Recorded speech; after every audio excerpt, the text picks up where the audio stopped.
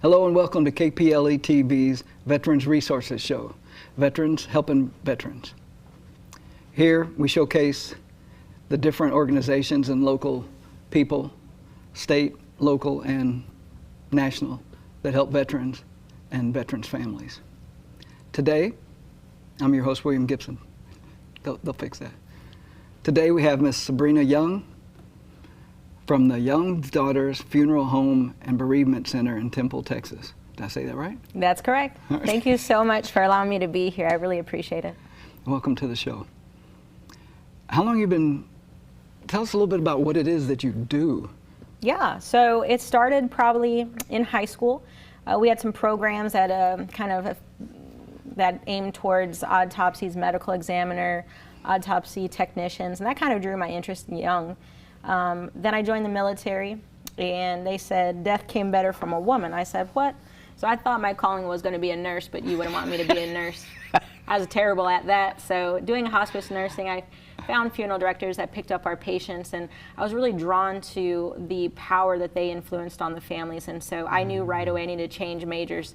And so in 2014, graduated from UCO, transferred from UMHB from their nursing degree, but graduated at UCO and been a funeral director and embalmer ever since. Managed a few other properties, and that's when we started the Young Daughters concept and really saw that there was a need for bereavement in our community. What does that mean, bereavement? Bereavement is kind of an eclectic word, I would say, for grief before, during, and after you experience a loss or expecting a loss. So the Bereavement Center is a nonprofit organization that is a branch of the overall funeral home, and we fundraise and we host resources for grief meetings and camps for kids, and we've partnered with a variety of local resources to combine and have a centralized location for those that are experiencing loss. Wow, none of that was in place when you got there, was it? No, and it's still, you know, Bell County has very few limited resources, but we're kind of the hub, I would like to call us. Good, so good. We're trying to centralize that for our community. What does it require for an individual to do what you do? Like if I wanted to come off the street? Well, we definitely have our walk-ins. We love new people that have a new perspective. So we take anybody with no education. You can get some OJT. You know, you can get some entry-level education. That's really the backbone of the business. Those people are your office administrators. They are like your funeral attendants and direct, and then you go to become a licensee, which Texas has a different requirements from Oklahoma, but in Texas you can get an associate's in funeral directing, or you can do an associate's just in embalming. I say the superior beings are the ones that have both, so they can take care of both sides of the house. But and then pre-need agents, those are the ones that preemptively sell funeral arrangements. You get to plan ahead, really share your story, and they have a short licensee you can apply for and then get approved by the state.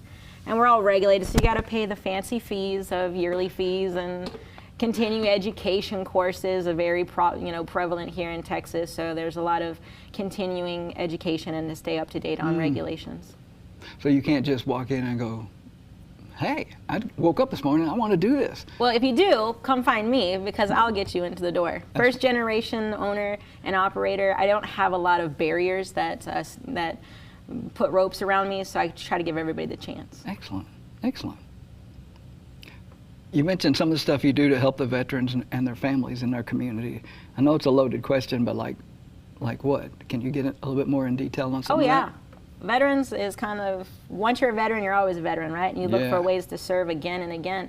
So when I became a service officer many, many moons ago, probably 2009 maybe, when I got out of the military, I joined the VFW, and I saw the need that the hat of a funeral director and a hat of a service officer is the very same hat. So I made it my mission to provide free wills for families, power of attorneys, advance directives, notary services, all the JAG forms that we were accustomed to in the military. We brought that to the civilian sector, and I still continue to give that out for free at no cost. The state of Texas has these free forms. We print them, we educate the community on them, we notarize them so that their affairs are protected. I sit across from many families, and they're not, and they don't have their affairs in order. So it's been one of my missions to protect our community and distribute out as much as I can. So with survivor benefits, you know, maneuvering, because we're veteran owned and operated, we have a little bit more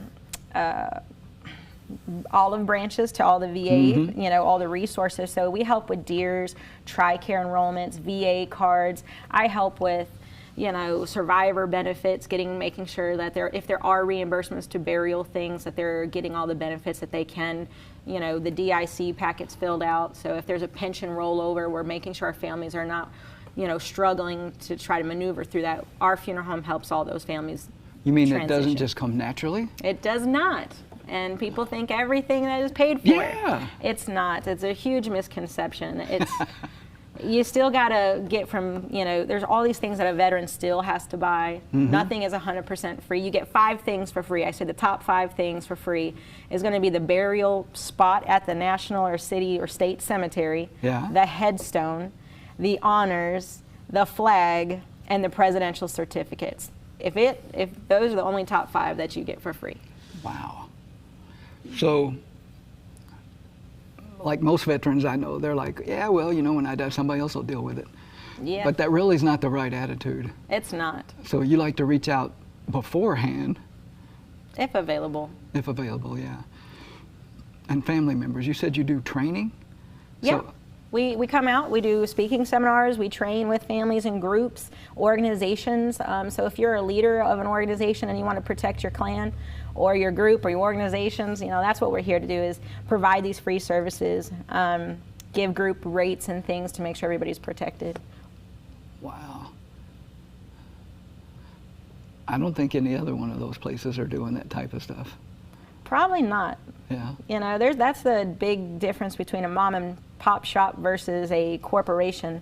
Our hearts are still in the game. We're living the day to day, you know, and we're in our communities and trying to strive for the better for overall Bell County and all the counties we serve. I remember you told me something about making sure my paperwork is straight. Yeah, many veterans don't realize that the cause of, you know, your cause of death or what your disability compensation is should reflect on your death certificate. That really helps your spouse to get the survivor benefits easier. So if you were, say you had Agent Orange, and I need to make sure as your funeral director that is on there, so that way there's no discrepancies when your wife goes to, or your spouse goes to apply for those benefits. They say, hey, it's right here on the death certificate. No one can fight that, right? So people don't realize that if you don't use a veteran-owned funeral home for your veteran needs and services, if they're not equipped to service you, that is a huge impact on your family. I didn't know that. I'm willing to bet most veterans don't know that. It's just one of those questions that nobody's ever, you know. Yeah. If you could tell a veteran one thing today, just one thing, what would it be? How's that for putting you on the spot? Yeah. Yeah. One, thank you for all that sacrifice. From comrade to comrade, thanking them for their sacrifice. But that sacrifice doesn't end just because we took off the uniform. The sacrifice says you have to put on that extra step of protection for your family. Good. Whether it's your kids. We have kind of like that loyalty program, right? You start with the veteran, your spouse is protected, your children are protected, your grandchildren, anybody in your bloodline. And you put on that little piece of paper, even your dogs and cats are protected within our funeral home. You plan one time and we take care of that whole entire lineage. So it's not like everybody needs to have a policy. Up to the age of 21, everyone's covered on that one policy. Wow. So there are funeral homes that make sure everybody has one, right? We want to make sure that you've already done the job. Now it's our turn to serve you and your family, just to say, hey, thanks. Excellent. Same question, but for a family member. If you could say one thing to a family member of a veteran, what would it be? Make sure that paperwork is in order. Make sure the paperwork's in order. DD-214s are not always as easy to come by, so start building the family plan. You know, make sure you have the forms in order. Make sure things aren't expired. Make sure if you're a beneficiary, make sure you have a copy of the beneficiary paperwork. Most people don't know why you need a beneficiary to a bank account. Well, you know, things happen, evolution happens, relationships happen, and keeping that up to date is, oh man, that can go a long way. So start it, have a file, have a piece of paper even, just, and have your passwords all in one spot, kind of compile your life as much as you can. Yeah, because the veteran's going to be gone, he ain't going to be able to help you. Nope. So, and then it's going to be me, and I'm going to say, all right, what do we got to work with? If people got questions about your organization, what's the best way to reach you? I would say directly call the office. Our funeral home is still very intimate enough that even the funeral home lines, they roll over to my personal cell phone. Oh, so wow. no matter what, you're always going to get me or one of my daughters. So definitely that's kind of our main line. Those that are needing service officer things, you can always connect with me at the VFW Post 1820, or any of the posts have my phone number. That's good. All of them got you. Oh, yeah. Good, good. Okay, what's something you want to tell us that I didn't ask, that I didn't even think to ask? Something that they need to know? I would say connect with us on social media. You're going to see all of the events. We have a variety of veteran events that either promote memorial services or we honor veterans now with, I can obtain your awards, I can obtain your medals, we can make shadow boxes. That could be done before or after a passing. We support brick walks in Belton, the Patriots Way. You can order a brick now for a loved one to pay tribute to, or you can memorialize one. We host 2 different seminars or ceremonies for that. We do bell ringing ceremonies throughout the year. What is that? That's where on Memorial Day or Veterans Day, we'll have a roster of names that have passed away in the community, and we ring a bell to kind of pay tribute to those that are either at a cemetery or at a park, or maybe there's an organization that wants to charter drape their charter. We love coming out and paying that tribute. So connect with us on social media, Facebook, all of the platforms you should see us, and you can really plug in and get connected. And if you have a resource, if you are a local resource with grief or bereavement, connect with us and we can get you on the overall community calendar so we can promote your resources. Excellent. Thanks for coming on the show today. I learned a lot. Thanks for coming on the show. Well, I really appreciate it. And again, thank you so much for having me here. Well, that covers it for today. Thanks for tuning in, and as always, stay engaged. This is William Gibson. Till next time.